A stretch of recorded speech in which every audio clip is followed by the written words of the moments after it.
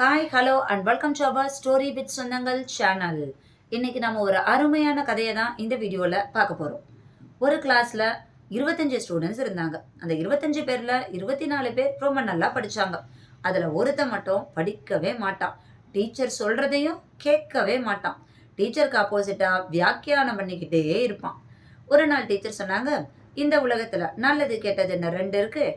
அதை நமக்கு பிரித்து பார்க்க தெரியணும். கேட்டதை விட்டுட்டு நல்லதை மட்டும் எடுத்துக்கணும்னு. அதை கேட்ட இவன், டீச்சர், இந்த உலகத்துல நல்லது கெட்டதுன்னு ரெண்டு விஷயம்லாம் கிடையாது, எல்லாமே ஒண்ணுதான். ரோஜாவும் அரளியும் ஒண்ணுதான், தேயிலையும் புகையிலையும் ஒண்ணுதான், எல்லாமே ஒரே மண்ணில் தான் வளருது.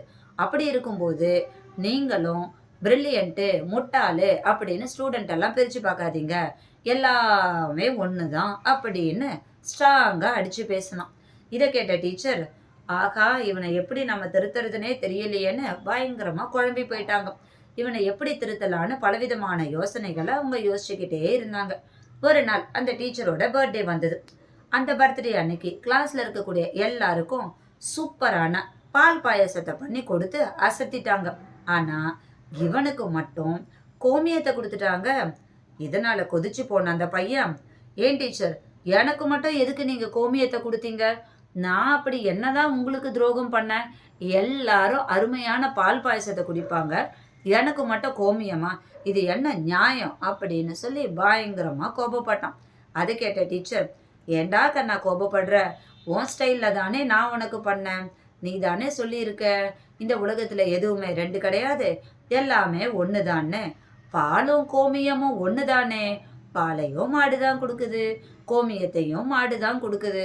அப்படி இருக்கும்போது நீ பாலுக்கு பதிலா கோமியத்தை குடிச்சா என்ன தப்பு அப்படின்னு அந்த டீச்சர் கேட்டாங்க.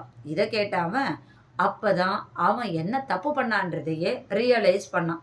உடனே அந்த ஸ்டூடெண்ட் அந்த டீச்சர் கிட்ட, டீச்சர், நீங்க சொல்றது உண்மைதான். நல்லது கெட்டது ரெண்டுமே இந்த உலகத்துல இருக்கதான் செய்யுது.